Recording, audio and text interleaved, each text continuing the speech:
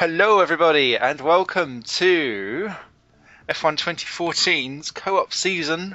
We are at the Formula 1 Grand Prix de Canada 2014 and the Lotus pairing, the low ties of Mr. Bulkenburg and of course the Esteben. Buenos dias. Hey, it's really good to be back, and it's nice to line things up with the actual F1 because that gives us something to talk about. It's all coming together. The signs are all in place. I know, it's almost like this 3-month break was done on purpose. It's almost like that was purposeful. Almost. How the hell are you, mate? I'm all right. Apart from being a bit wiped out and having a disgusting, gross cold sore, I am living all of my wildest dreams. Which, encapsulates sitting here and playing this with you. Ah, well, those dreams are definitely wild. Hey, we've hit the peak and we're only going up. Mm-hmm. Definitely. Just looking quickly through the standings, I didn't realise quite how well we were doing as low-tide drivers. I think the correct term there is how well you're doing. I mean, you've outraced me every season, I believe. Although I don't know, maybe 2012? No, I think you was better on that one. But yeah, 2013... No, it was 11 that I beat you, and 12, 13, and now 14. You have soundly spanked my little body. Oh. Look at that. You're on almost, near as makes no difference, double my points tally. But I don't feel too bad because I've got exactly 27 more points than Pastor Maldonado had last year. And this year, actually. Yeah, shocking that. Yes, what a surprise. When there's only about 10 cars on the grid, he still manages to not score. So we should look forward to that. And there's plenty to talk about. Should we dive in? Yeah, let's dive into the bogiest of my bogey tracks. Oh no, you're not a fan of the old Canada? I love the country. I love watching the race on television. This track, though, I'd say I can't drive it, but I can't drive full stop. That should be abundantly clear at this point. No. This reminds me of if I wanted to do high-speed bunny hopping, or it reminds me of giant slalom, where you have to do through the chicane and just do. It's a very technical circuit. I think that's why I don't like it. Okay. I prefer to do the ninja down into each chicane and just hope for the best. That is kind of the noise that the turbo makes in this version of the game. Along with that whistle in the background. Well, correct me if I am wrong, and I usually am, but I believe this is the first time we've ever done Canada in the dry. Bloody hell, that's a good stat to pull out. I didn't even have to stand up to pull that one out of my arse. Incredible. See, back on form already. It's like I've never been away. Exactly. Past that Mexican attaco. I was going to say Spaniard. I am all to the right on the super dry because what could possibly go wrong? Oh god. Well, I do my usual just one, which means I'll be buggered down the straight, but at least I'll remember to brake. Well, to be fair, Si, I'm buggered down the straight every time anyway. It doesn't matter. I could remove the wings from this thing and still get beaten on the straights. Now, obviously, we're here to talk about the real F1, but I want to make one very, very, very quick point on the game. Well, two, I suppose. First one is we haven't played it in quite some time. So, correct me if I'm wrong, but we haven't played any of the patched versions of the game, assuming there have been patches. I don't think there have been. Being the consummate professional that I am, I haven't bothered to check. And the second point I wanted to raise about the game and us doing this right now is that we haven't actually as yet done a sort of, to my mind, a truly technical circuit aside from Monaco. So what I'm keen to see is if the performance differential that we saw in Monaco actually sticks on, because let's face it, it was a gulf between us. It was fine. So let's see. It was pre-Christmas, so you was clearly already on the old alcohol and nibbles. Yeah, I mean, frankly, you've caught me on the first sober day of the year, I think. I really hate that chicane at the end, just before the start-finish line. It's where, everyone's favourite Heinz-Harald Frentzen likes to put it into the wall. And it's where I'm going to put it into the wall. This right. Well, speaking of old Frenson, I think he's probably the one of the Sauber drivers for this year, right? Well, yeah, because anybody. I was messaging you just beforehand, and I think you said you had a contract, and I had a contract, and Hedegaard had a contract. And... It's I do bring in a substantial amount of money through a subpar brand of Mexican chili sauce that has sponsored me since my Sega Mega Drive days. Manisha was very positive on the phone. I went for a seat fitting, but unfortunately, Kamui Kobayashi was in there at the same time, and they didn't get round to me on that particular day. So they're going to try and squeeze me in next week between Max Chilton and John Prescott. See, because when I was talking about having someone of a Spanish taco variety, I thought it was going to be you when I turned up for my seat fitting, but actually Pedro de la Rosa was sitting in there saying, "I'm not done yet," and was coming back for yet another thing. Like he's not dead yet, I think is what he was saying, but I mean, he could have fooled me. Well, it took him ages to get outside of the cockpit, so... Oh dear, but yeah, that was a bit of a saga, wasn't it? For a team managed by someone who's allegedly a lawyer... Yeah, I know! To sign 4 drivers when you've only built 2 cars is something of an oversight. Very, very, very surprised to see someone who I've always credited with running that team well do such a monumental balls up, because I believe Suttil had a contract for the year as well. Yeah, and he's been suspiciously quiet. Probably laughing his arse off, and I suppose no one wants Capri-Sun again in their Leaf-Rid car, or I suppose actually because he does have a habit of crashing the bloody thing. Sauber don't want him in the car either because he will crash it. But I thought what was really interesting was that Guido had paid allegedly $8 million or something as a down payment during the first half of last year, and apparently it's that money that essentially got them through last year, and then they've ceremoniously dumped the poor bastard. It's a really difficult one for me. Legally speaking, no doubt about it, Guido had a valid contract. Yep. And the drive should have been his. Mm-hmm. And I think out of all the 3.6 million drivers that they have for the season, I think arguably Felipe Nasr and Guido would have been my chosen lineup. Yeah, I agree with that actually, yeah. And it's not that I don't rate Ericsson, because I tell you what, he impressed me in Australia. I think I saw a flash of what everyone was claiming to see in him at the end of last season when he was pootling around in the Caterham. Mm-hmm. Because it's always difficult to say, isn't it? Because people say, we really value his feedback and he showed real flashes of brilliance. Yeah. When what they're really saying is he showed real flashes of between 8 and 12 million pounds. Yeah. He showed real flashes of cash. Let's put it that way. Yeah.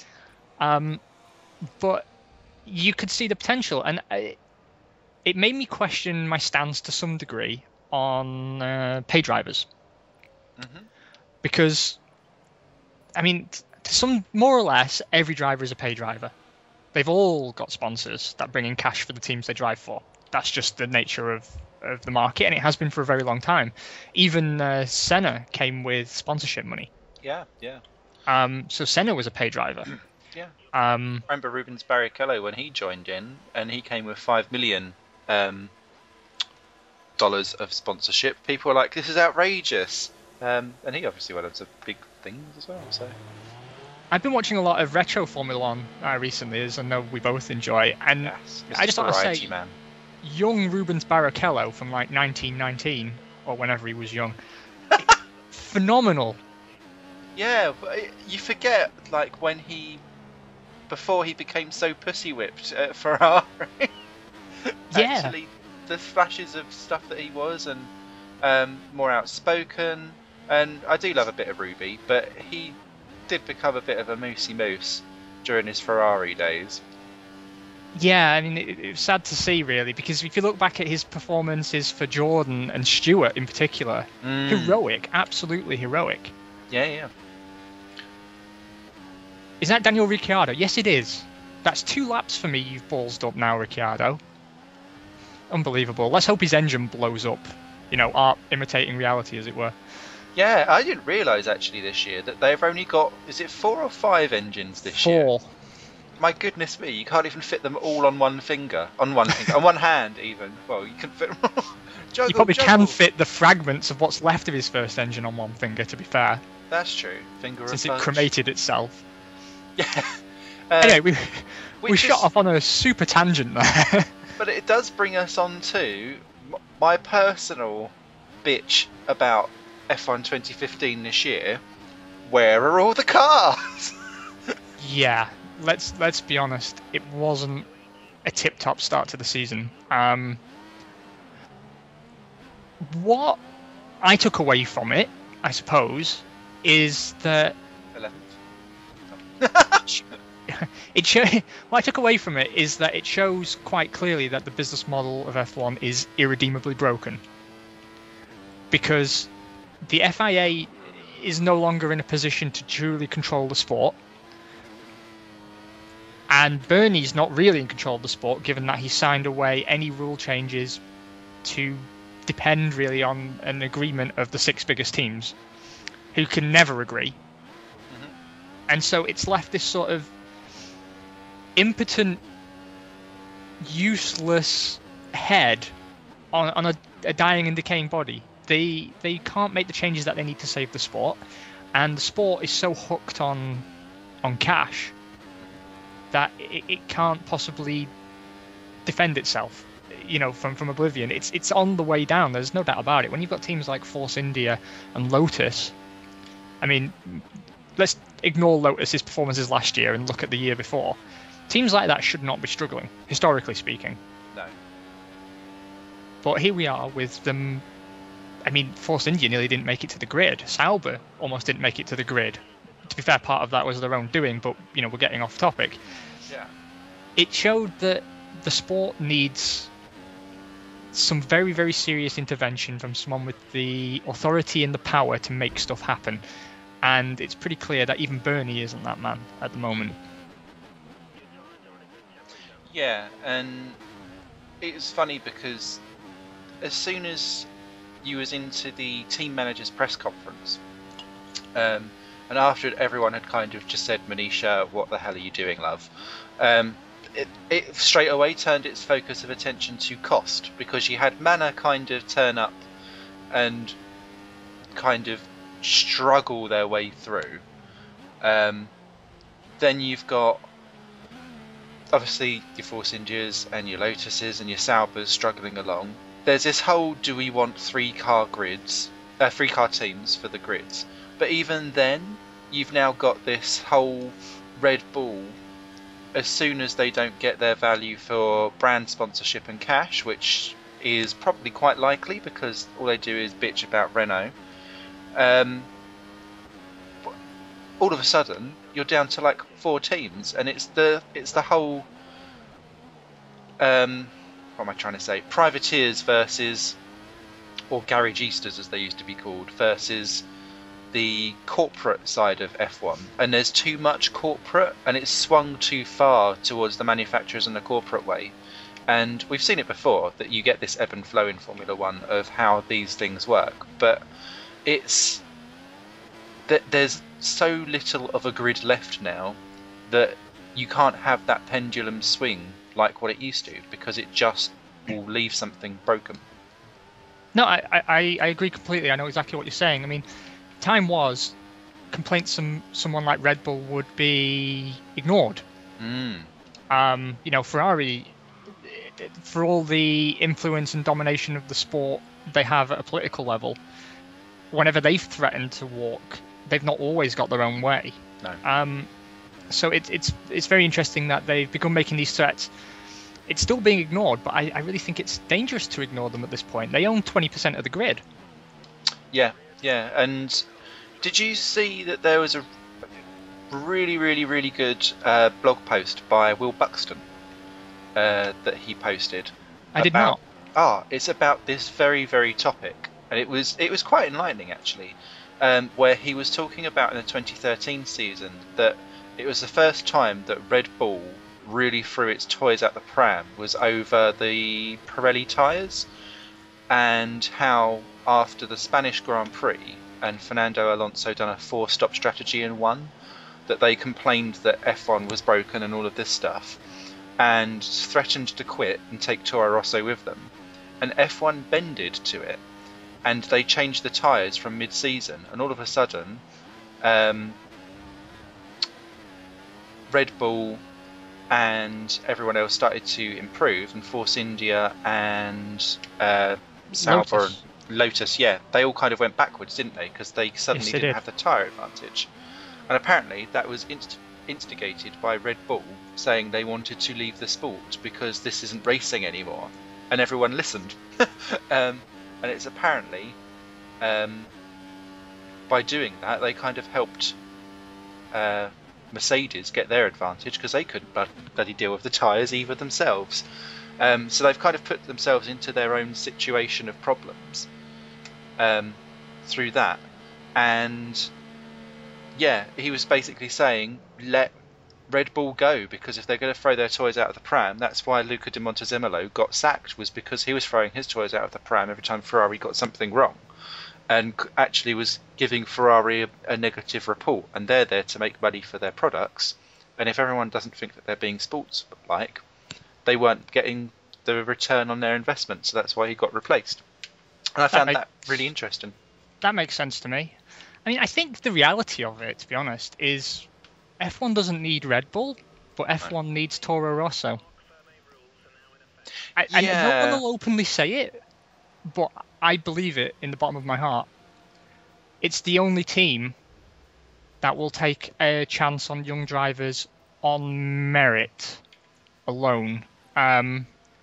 With the possible exception of Kevin Magnussen coming through the way he did, but any new driver that comes through these days is primarily there because of the financial backing that they bring.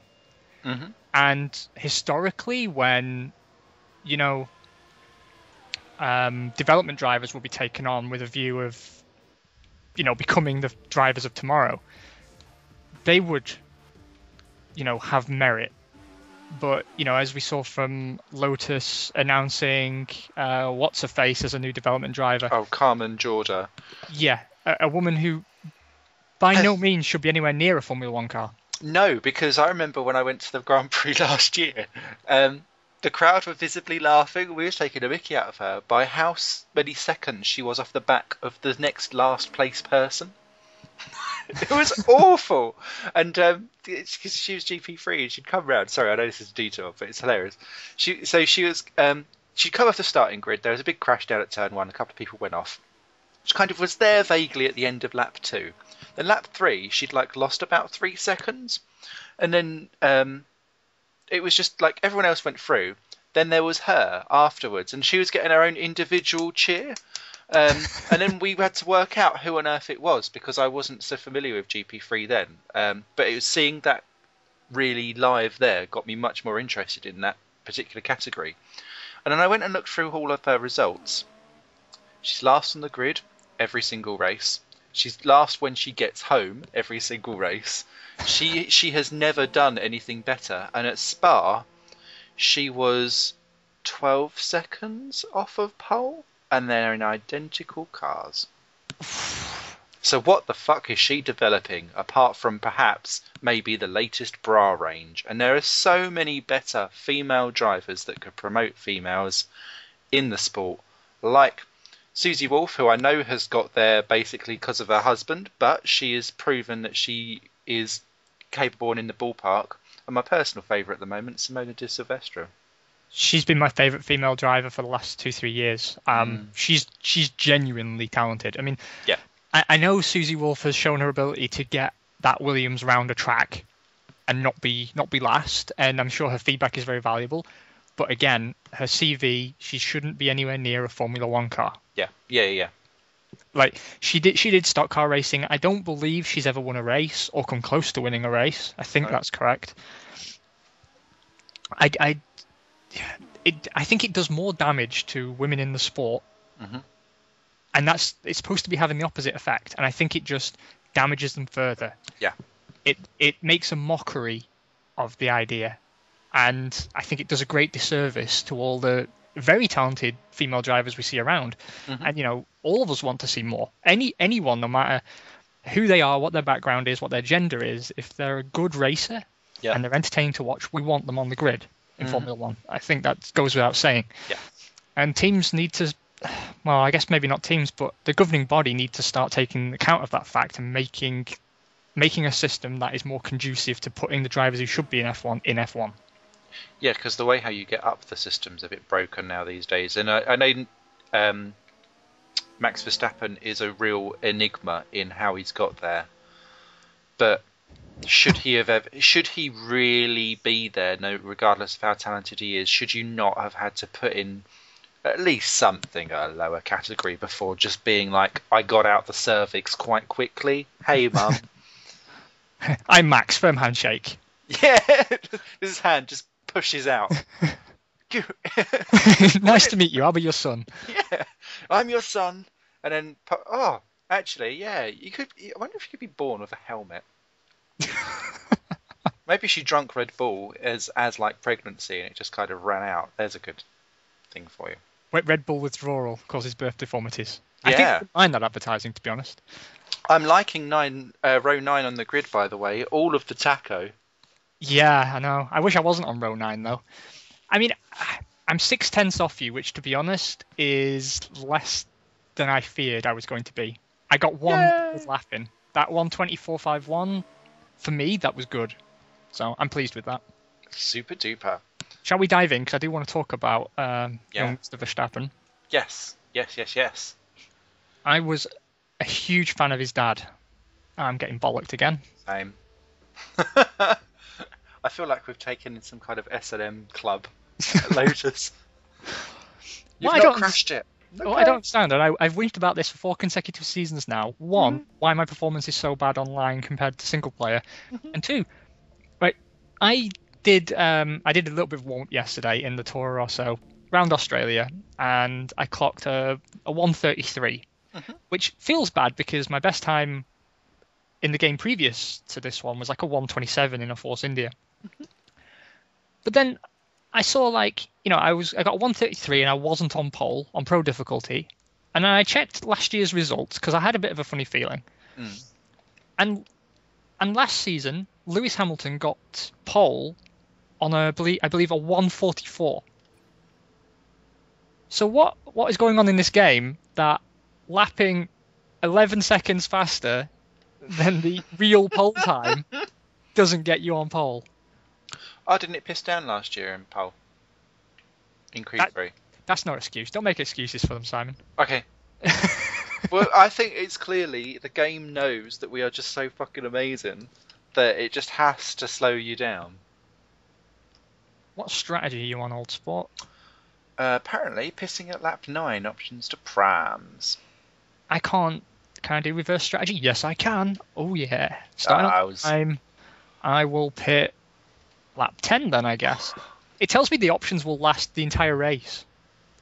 But, I feel that they lie. Whatevs. Okay, then. So, Mr. Verstappen. Controversial, I know. Wasn't that impressed with him in Australia. I was not. I was more impressed with his team. Can I just say what perverse, filthy, disgusting pleasure I'm deriving from seeing Toro Rosso build a better car than Red Bull on like 20% of the budget. It really does make me happy. I used to really love Minardi, and then I never liked Toro Rosso until last season. And I suddenly thought, that car's looking better to me all of a sudden. I mean, like, visually. Like, I didn't used to like the design style of it, and now I do. I like the colour scheme and whatnot.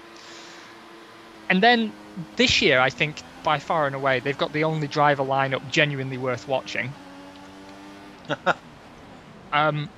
So I was totally in on that. But I was completely enamored with Carlos Sainz. I came in, I sat down to watch quali, and I thought, oh, this will be all Verstappen. Yeah. Sainz is there. Sorry, Sainz is there. Yeah, quite how you say that, I'm not sure.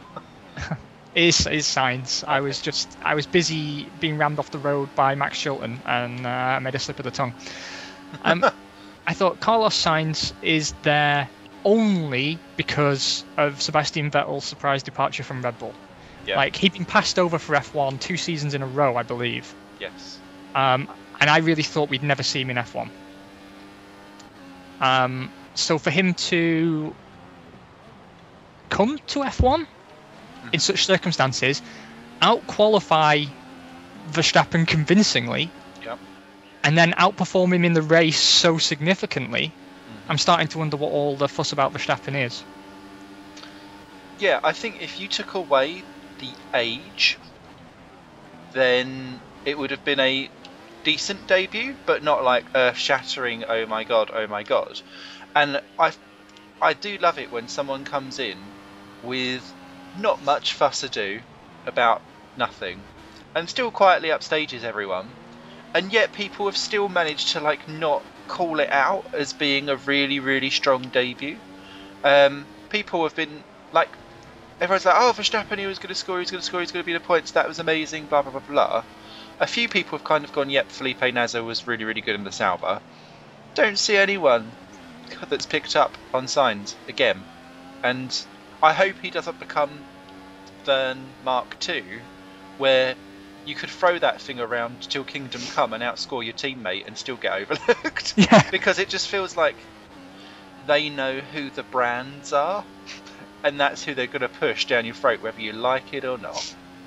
Well, you can tell that just by looking in the Red Bull store, because drivers get their own T-shirts and everything, and you can see 1,000,000 times more effort has gone into the Max Verstappen T-shirt than has gone into the Carlos Sainz Jr. T-shirt.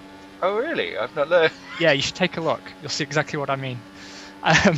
Does that mean that they only ever done a ballpoint pen for Vern, and there was like yeah, exactly. It was just a white T-shirt that said Jev in Arial 14 point on it. Yeah. Buy this at Cafe Press. Oh. No, Sainz really impressed me, and I was so upset for him when it was him that had trouble in the pit stop, wasn't it? Yeah. And again, that's something that nobody, exactly what you're saying, no one picked up on it. Like, it's bad enough not picking up on the fact that the guy scored points, and did so very, very convincingly. But the fact that he could have scored a lot more were it not for something completely out of his control, that to me really warrants someone sitting up and taking notice. I know you can't judge a driver on a single performance, but I was not all that impressed with Verstappen in comparison at all. No. Although, yeah, I'd quite like to see how things go when they get to... where are we next? Malaysia, aren't we? There's nowhere where they can repeatedly spin at turn 15 all weekend. Although they didn't do it during the race, so I suppose they did learn their lesson. But I mean, would you concur with me that, you know, what are your feelings on Verstappen? Do you think he'll come alive later in the season? I don't know if he will come alive. I think that I know what I'd like to see. I'd like to see him being convincingly thrashed, because I think it does then mean that F1, you can walk into it at fetal state, and yes, there's going to be people that will be barrier. There will be people that will kind of buck the trend, but you should do your time first. Sorry, I think you should. And I think that Sainz will beat him over the season. But I think regardless, he's there for next year as well, because Red Bull cannot afford to lose face. No. I agree 100% with what you're saying. I mean, first of all, I'll never back down on Verstappen being the next Senna. Even if he completely fails to deliver this season. I also believe quite strongly that when it comes mid-season report card time, Sainz will have to have worked some real miracles to get the recognition he deserves from someone like Helmut Marko. Yeah. Oh, hold on. Got DRS on Gutierrez. Hey. See you later. I'm way behind everyone else though. I got held up behind him and it's not pretty. I can't even see you guys anymore. Aww. I cannot drive this track. I mean, I can't drive any track, but I really cannot drive this track. But yeah, I mean, Red Bull's Red Bull and very weird inner workings. I can't complain too much about the driver arrangement for the year. I think I couldn't have picked a better Toro Rosso lineup, assuming that Jev wasn't selectable. So, credit where it's due. I could have picked a better Red Bull one. I still do not see what Kvyat is doing in the Red Bull, and he did not do anything to make me more excited about him during the weekend. And I know that he had lots of problems, but so did Ricciardo, and Ricciardo still done him in quite convincingly, and Kvyat looked like he wanted to spin at turn 15 a lot. I don't know. Last year I really rated Kvyat. I thought he put in some real performances that showed me what he was capable of. And I think he will develop into a strong driver, but yeah, I don't know. I'm glad to see Ricciardo where he is, but I just wish he had a better car, and I wish he had a camo bull car. Yeah. Because let's be honest, that camo bull looked absolutely dope. Didn't it look really good? Didn't you think so? It was nice to see a Red Bull not in a Red Bull livery.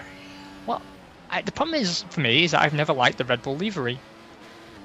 It's too busy, and I don't think the purple is working for me. Oh, I like the purple, but then I used to like the Simtech. But what can you do to ever change that livery over time?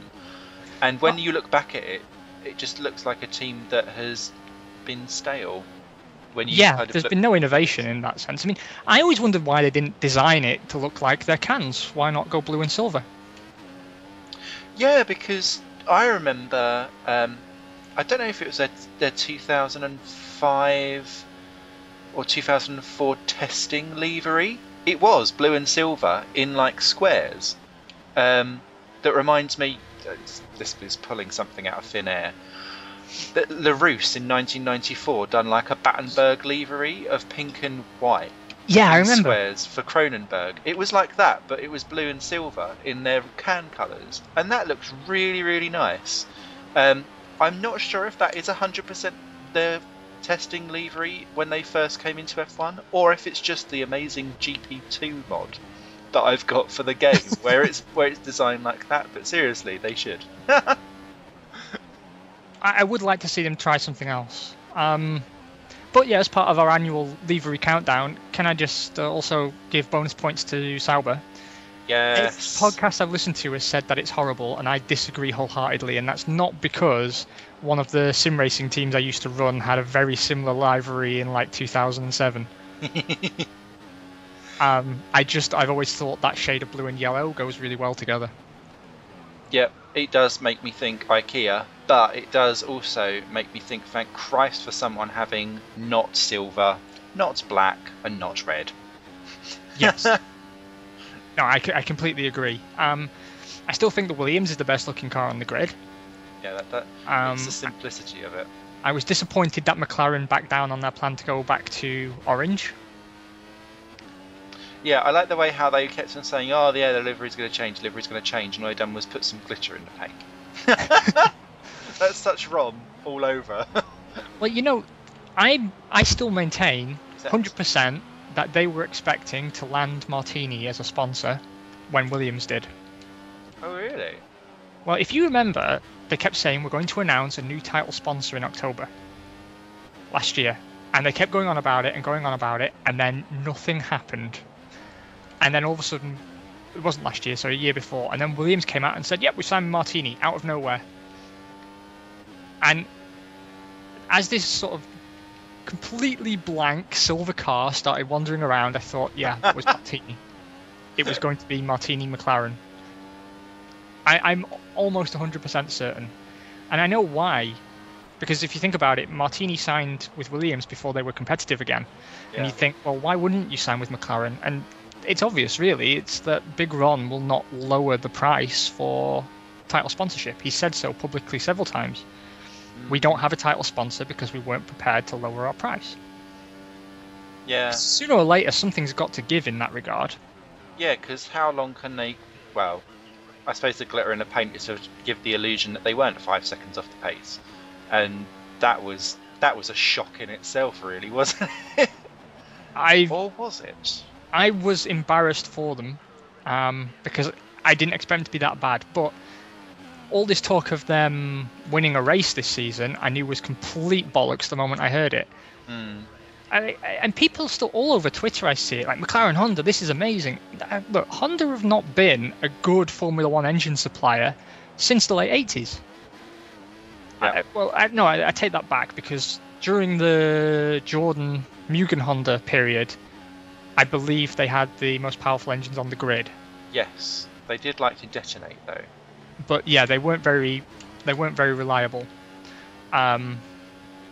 So the excitement for me seemed very unfounded, because McLaren forgot how to build a car sometime during 2007 and still haven't remembered. And Honda forgot how to make an engine in sort of 1997. Yeah. It was not a marriage made in heaven for me. But, you know, I don't know, maybe I'm wrong, maybe it'll come good. I mean, all the go-to sources on F1, you know, people like Gary Anderson and all the guys over at Autosport, you know, even Crash.net, you know, everywhere I'm looking, everyone is saying that the chassis is solid. Yeah. Like, it's a very, very, very good car aerodynamically speaking, and it's very good on its tyres, and that if it only had a competent engine, then it would almost certainly be a race winner. But I can't anticipate them getting a race-winning engine for at least 3 years. Yeah, and you have to sit there and think, well, how long are you prepared to suffer the gains, or suffer the losses, sorry, of what has happened? And also, I suppose,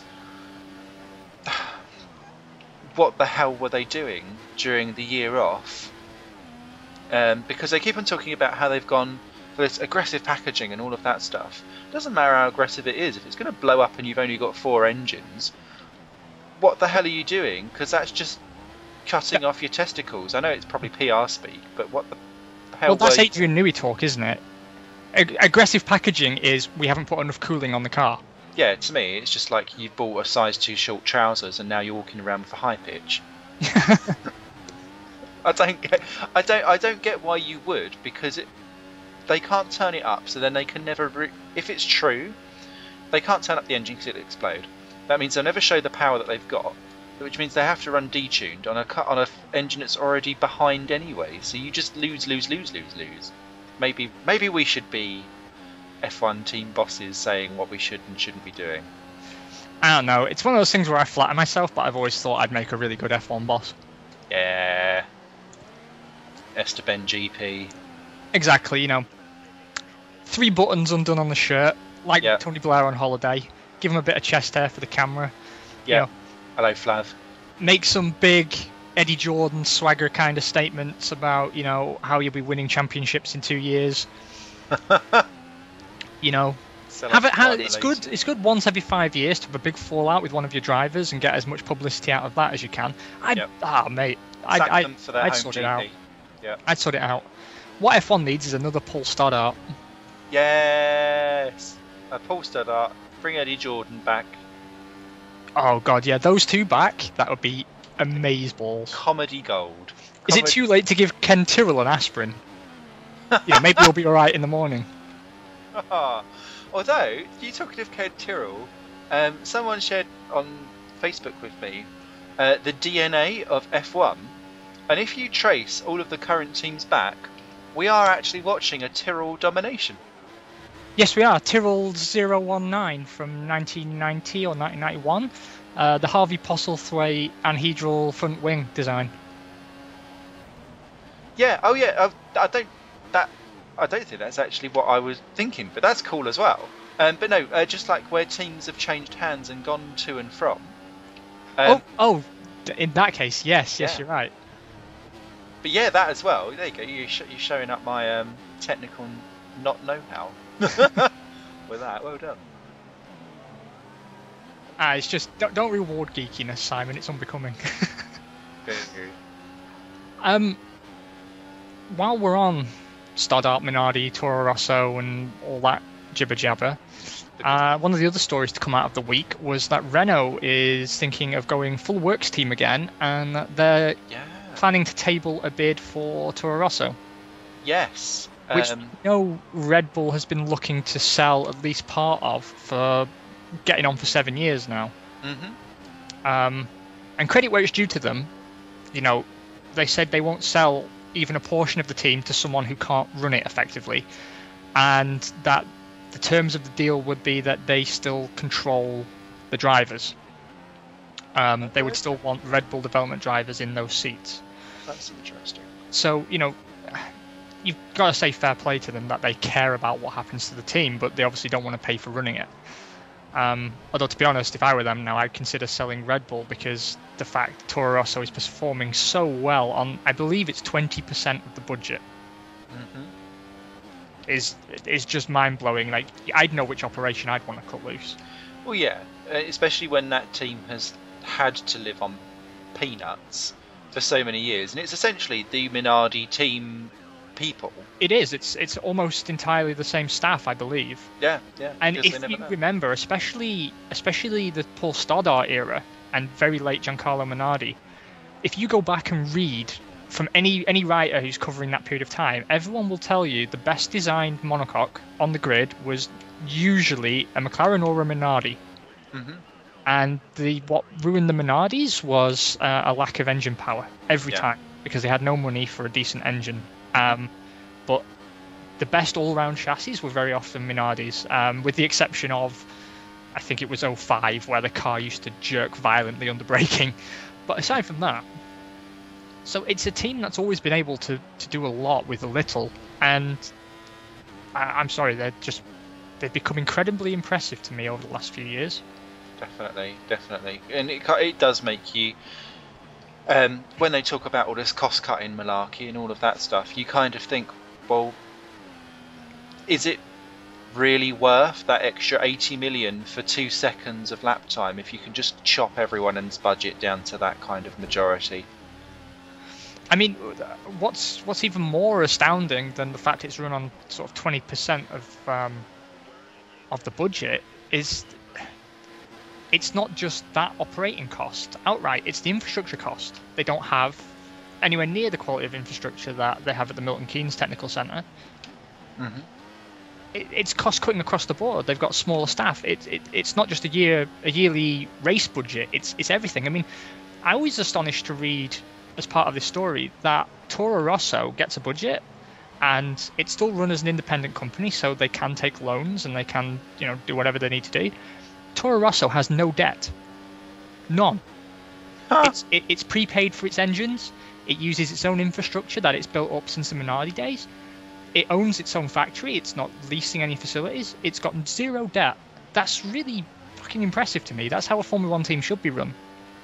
Definitely. And I suppose that's all news to me. So I do kind of wonder why people haven't kind of gone snapping at that so much. I suppose the Red Bull driver thing kind of means that you'll always have that tie-in, but that sounds amazing. Especially when you've got like Haas F1 going, we're going to have to move to Europe, and it's going to cost us X millions to get on the grid. Yeah, if that that was my final topic for this race, and you've segued into it absolutely gracefully. Wow, well, give me a chili cheeseburger, baby. First of all, good news for you, I believe. Haas has come out and said that he's tired of all the boring liveries on the grid, and he's thinking of making yellow the official team colour. Oh yes.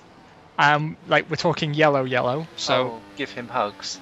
I want it to be like mustard yellow, where it's got like like some onions down the side of the cockpit, and like round the hot dog, basically. Yes, all of the yes. The other news is that they have managed to build a wind tunnel model of their car, so that's good. That's on schedule, awesome. And they are picking up technical staff. Unfortunately, the quality of the technical staff is, well, I mean, I've never rated Gunther Steiner, to be honest with you. Oh God, where did he come from? Jaguar. Oh God. Oh. Okay. And we all remember how Jaguar went. Yeah, 2003, about the only decent year they ever had. Well, if you remember, like Stewart had an amazing year, and Ford went, "Oh yeah, we're going full in on this now." Now you've got the car working, and then they completely ruined the car for the next year. Yeah. Well, the problem that they're having is the problem that everyone said they would have, which is luring F1 staff away from Europe. Predominantly, F1 staff are still drawn from the United Kingdom, which is still incredible to me. That's been the trend for sort of 60 years, but F1 is still predominantly British. I mean, they're trying out those different things elsewhere, aren't they, where they've got like the F1 technology schools in Asia and stuff like that, but that takes time to reap its benefits, I guess. Exactly. I think we'll see a much more even global spread eventually, but for the moment, especially with so many teams being in and around Oxfordshire, yes, it's very, very difficult to get out of sort of F1 Valley, as it were. They have started to sign technical staff. Problem is, again, they're still having the car built by Dallara.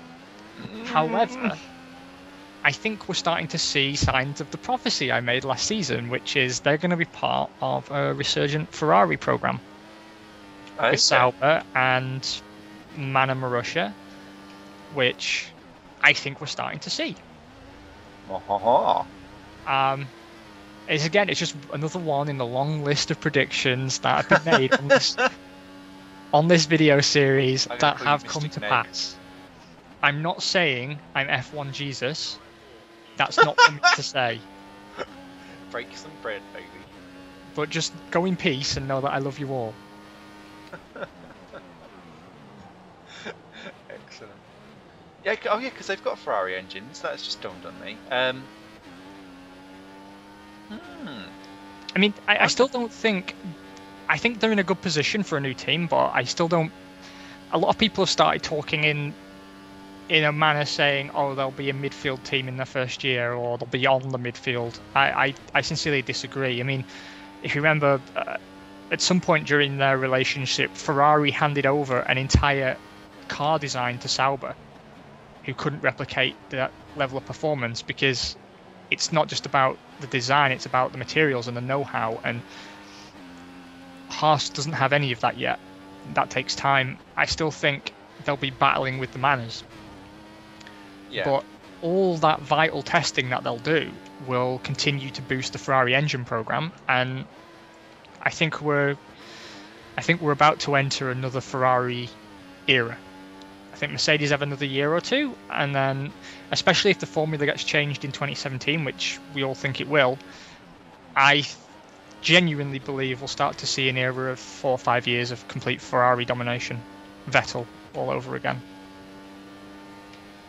Yeah, they do look like they've taken a nice enough step forward this year. I saw someone was talking about, well, actually they finished further behind this year than last year, or only like a couple of seconds ahead or something like that, but they forgot they were safety cars. But just in general, that team looks like a much slicker, happier operation. They don't look lethargic and on their back foot, and a bit like with Mercedes, they had a collection of teams that were lining up quite nicely behind them to help them out. They've got Lotus joining them this year, but you get that feeling that Ferrari have they understood what was wrong and have corrected it, whereas Renault appear to have went for let's find me a new problem. Yeah, there's no excusing what's going on at Renault, I don't think, but I guess that's why they have to commit to having their own works team if they want to develop the engine properly. It'll just be one car completely covered in cooling holes. You wait and see. Excellent.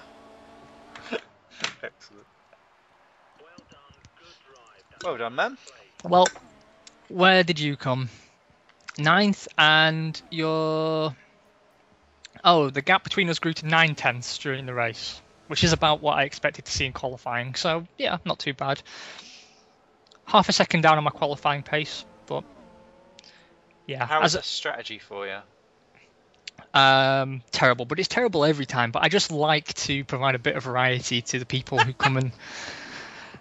as I always say, people don't come here to see victory. They come here to see incompetence and to occasionally hear what we think about stuff. And we provide that all in spades. Boo. But you did beat Gutierrez, so you are the top Esteben. I am the dominant Esteben. God, he fell way back, didn't he? Oh, 2 pit stops. Him and Ericsson must have come together at some point. Dum, dum, dum. Interesting. Wow. Well, onwards and upwards, eh? Definitely. That's all for this episode. Thank you very much, Esteben. Pleasure as always. And we'll see you on the flip side for another bunch of incompetence.